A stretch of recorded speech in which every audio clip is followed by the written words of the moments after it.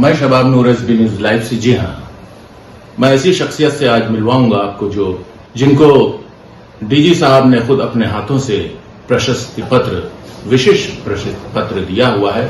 आइए क्यों दिया है, मैं खुद ही ऐसे अधिकारी से मिलवा रहा हूं जो कि किसी तारुफ की मोहताज नहीं। जी हाँ, चारू निगम में एक ऐसा नाम है कि मैं क्या कहूं उनके बारे में। कुछ कहना जैसा मैंने कहा सूरज को दिए दिखाने के बराबर है। आइए मैं खुद मिलाता हूं। जी नमस्कार, आज चैनल में आपका स्वागत है। जी थोड़ा सा बताएं, आपको जो डीजी साहब ने लखनऊ में विशिष्ट प्रशस्ति पत्र दिया है, तो क्यों दिया है, आपके क्या कारनामों पे दिया है उन्होंने? थोड़ा सा मैं उसमें करेक्शन करूंगी। डीजी सर ने यह अवार्ड भिजवाया है, अभी व्यक्तिगत रूप से नहीं मिला है।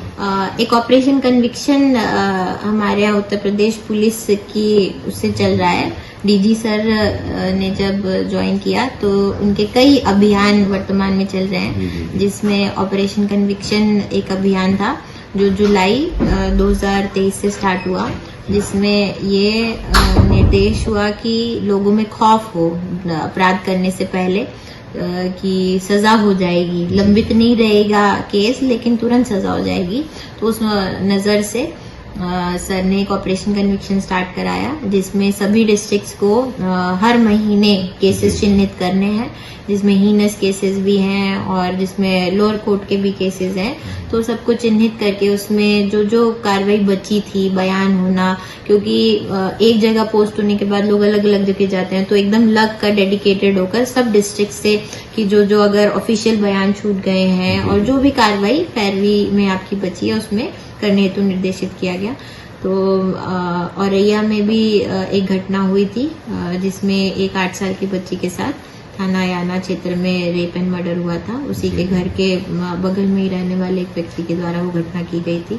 जब वो घटना हुई थी तो उसको 24 घंटे में औरैया पुलिस ने साइंटिफिक एविडेंसेस से वर्कआउट किया। तो फिर अभियुक्त ने वो चीज एक्सेप्ट की, उस घटना को एक्सेप्ट करने के बाद उसकी निशानदेही पे बच्ची की बॉडी बरामद हुई। उसी समय हमने डिसाइड कर लिया था कि it is the rarest of the rare case और इसमें हम सघन पैरवी करेंगे और इस अभियुक्त को जो rarest of the rare case में सजा होनी चाहिए उस तक पहुंचाया जाएगा। और ऑपरेशन कन्विक्शन इसमें बूंद की तरह आया और लगातार फिर उसमें पैरवी हमने शुरू की और 85 दिन के अंदर कुल पैरवी में ये इसमें डेथ पेनल्टी सिक्योर किया गया। तो डीजी सर ने रिसेंटली पिछले वीक जितने भी डिस्ट्रिक्ट्स ने इस ऑपरेशन कन्विक्शन के दौरान आई थिंक 16 या 17 कुछ डेथ पेनल्टी सिक्योर हुई हैं इस कितने महीने, 5 महीने के ऑपरेशन कन्विक्शन में, जुलाई, अगस्त, सितंबर, अक्टूबर, नवंबर। तो जिन डिस्ट्रिक्ट्स ने मृत्युदंड अपने rarest of the rare heinous cases में किया और उसमें साइंटिफिक एविडेंसेस से और साइंटिफिक इंटेरोगेशन से या इन्वेस्टिगेशन से उसको वर्कआउट किया है, उसके लिए हमें विशिष्ट सम्मान से डीजी सर ने सम्मानित किया। हमारा मनोबल इससे काफी बड़ा है और सर ने औरैया का जो ये केस है इस इन्वेस्टिगेशन को चिन्हित भी किया है। जो हमारे विवेचक हैं उनसे केस डायरी वगैरह मंगाकर और जो डीजी ट्रेनिंग सर के यहाँ वो भिजवाई है, जो और डिस्ट्रिक्ट्स में उसका एक ट्रेनिंग मॉड्यूल बनाकर कि किस प्रकार से केस वर्कआउट करके उसको बहुत ही कम समय में और बहुत ही लिमिटेड, मतलब वो जो एविडेंसेस हमें होनी चाहिए, बहुत क्रिस्प होती है जिसको बोलते हैं विवेचना, उससे सजा होना और इंश्योर हो जाता है, अनावश्यक डिटेलिंग ना हो। तो अच्छी विवेचना में चिन्हित करके इसको ट्रेनिंग के लिए भी चिन्हित किया है सर ने, तो उसके लिए हमें अवार्ड मिला है। मैम, कितने साल आपने लखनऊ में कितना कार्यकाल रहा और वहां से यहाँ कितना फर्क है? किसी जैसे वहां जैसा आपने सेवा दी है तो वहां यहाँ आने के बाद क्या फर्क है और यहाँ कोई दिक्कत का सामना तो नहीं करना पड़ रहा है? उत्तर प्रदेश एक बड़ा स्टेट है, बहुत वैरायटी है उसमें अलग अलग डिस्ट्रिक्ट्स में और मैं पहले गोरखपुर में रही हूँ, लखनऊ में रही हूँ, अंडर ट्रेनिंग झांसी में रही हूँ। अब लगभग 1.5 साल से मैं औरैया में इंडिपेंडेंट चार्ज पर हूँ। लखनऊ में मैंने एक लंबे समय तक काम किया है। पहले मैं इंटेलिजेंस में रही हूँ, वहाँ पे ऑफिस वर्क, इंटेलिजेंस कैसे काम होता है उसका भी काम, और इसके अलावा लखनऊ में भी जैसे ही हमारा कमिश्नरेट बना तो वो जो first set of Lucknow commissionerate के ऑफिसर्स थे, हमने उसमें काम किया और बहुत ही अच्छा एक्सपीरियंस था। सबसे पहले जो डीसीपी ट्रैफिक का पद मुझे मिला, तो I am the first DCP traffic of Lucknow. वो एक्सपीरियंस अपने आप में एक मतलब अभूतपूर्व है। मतलब अब किसी और को तो नहीं होगा कि पहले तुरंत कमिश्नरेट बना और कैसे उसमें काम किया गया, और तत्काल फिर हम लोगों ने ITMS को काम करना शुरू किया और किस प्रकार से ट्रैफिक लाइट्स उस समय लग रही थी, उसको पूरा उसका ओनर्स लेकर उसको लगवाया। तो वो भी अपने आप में बहुत अच्छा एक्सपीरियंस था। फिर मैं कुछ समय 6 महीना करीब मैं DCP ईस्ट भी रही। वो भी पूरा न्यू डेवलपिंग और नया एरिया था। वहाँ अर्बन क्राइम भी काफ़ी था। तो पूरा गोमती नगर कैंट क्राइम तो काफ़ी था ही वहाँ पर, लेकिन ये रहा कि जब भी कोई घटना हुई तो तत्काल वर्कआउट हुई। उस हिसाब से काफ़ी अच्छा पीरियड रहा, मुझे सभी लोगों का सहयोग वहाँ मिला। और औरैया भी अपने आप में एक डिफरेंट डिस्ट्रिक्ट है और हर जगह का क्राइम का, लोगों का एक अलग फ्लेवर होता है। तो बीइंग एन IPS ऑफिसर, हमारी तो ऑल इंडिया सर्विस है, हम सब जगह रहकर काम करते हैं, तो समस्या तो कहीं नहीं आती, बट हाँ एक अलग एक्सपीरियंस होता है। तो ये बहुत अच्छा एक्सपीरियंस है। 1.5 साल में अलग अलग घटनाएं घटित हुई, उनको तत्काल वर्कआउट करने का भी लोगों ने श्रेय दिया और हुई भी। मोस्टली सभी घटनाएं वर्कआउट हुई और एक वैरायटी रही यहाँ पर भी, हर तरीके की घटनाएं आई, सिचुएशन आई, उसको हमने हैंडल किया। और समस्या वाली कोई इसमें बात नहीं है, बट हाँ Auraiya is different from Lucknow. जैसा वहाँ ज्यादा अर्बनाइजेशन है, यहाँ थोड़ा कम अर्बनाइजेशन है, but it is a very fastly urbanising district और यहाँ काम करने का पुलिस में भी, प्रशासन में भी बहुत स्कोप है। मैम, जैसा कि आपकी एज तो बहुत कम लग रही है और हसमुख भी हैं आप काफी, तो और क्या आप देंगे आज की जनरेशन को हमारे चैनल के माध्यम से कि किस तरह से पढ़ाई लिखाई करें?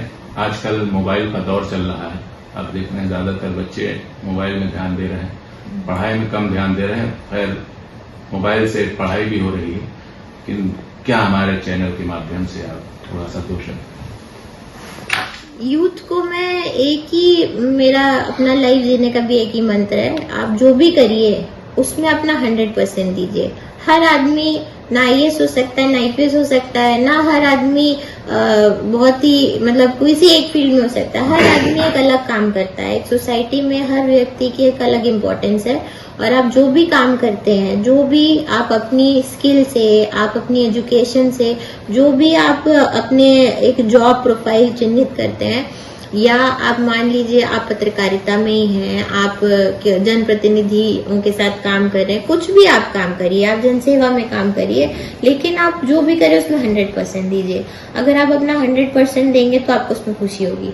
मैं अपने काम में 100% देती हूँ तो मैं खुश रहती हूँ, इसीलिए आपको लगा कि मैं हसमुख हूँ, क्योंकि काम करके जो सेटिस्फैक्शन होता है वो आदमी को एक खुशी देता है, तो मैं उसका अनुभव करती हूँ। और मैं यही आपके माध्यम से बोलूंगी, मोबाइल फोन दोनों तरीके से काम करता है, आपको एक एक्सपोजर भी देता है, अब उससे जो जानकारी मिलती है वो जानकारी भी ले सकते हैं, आप जो गलत कर सकते हैं आप वो भी कर सकते हैं, तो चॉइस इज योर्स। अगर आप सही रास्ते पे चलेंगे तो कहीं ना कहीं डिफिकल्ट हो सकता है, लेकिन आपको अंत में अच्छा लगेगा।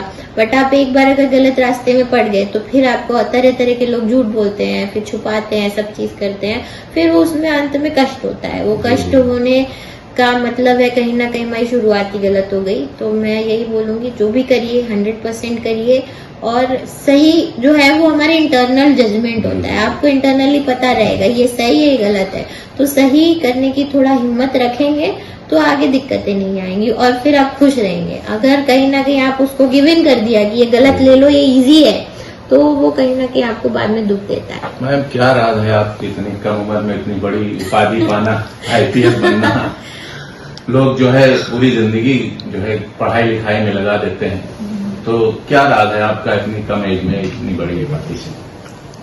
एज हम सब लोगों की डिफाइंड होती है, कितने में लोग एग्जाम देते हैं। वो आईपीएस बनना it's a part of the exam. कुछ लोग आईएएस बन जाते हैं, कुछ लोग आईपीएस बन जाते हैं, कुछ लोग बाकी कितनी सर्विसेज में कुर्बानी रहते करी हैं। इसमें आपके माँ बाप ने दी है आपको यहाँ तक पहुँचाने में? मैं ये मानती हूँ कि कोई भी जना जो ऑफिसर बनता है उसमें उसके अकेले का रोल नहीं होता, जो लोग उनको पढ़ाने में सहयोग करते हैं, क्योंकि एक ही साल में कोई मतलब बहुत रेयरली लोग एक अटेम्प्ट में एग्जाम निकालते हैं। मेरा तीसरे अटेम्प्ट में एग्जाम क्लियर हुआ था।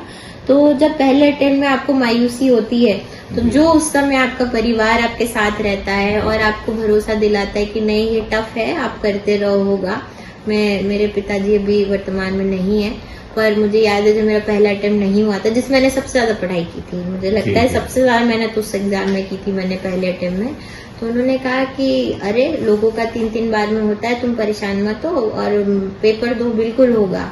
तो वो चीज है, माता पिता की ब्लेसिंग्स होती हैं, कहीं ना कहीं उनके अच्छे कर्म किसने होते साथ हैं। दिया है आपका? आपके पेरेंट्स मेरे ने या और पेरेंट्स किसी? ने, मेरे पेरेंट्स ने, उनका ट्रस्ट था कि एग्जाम शुरू किया है तो होगा ही।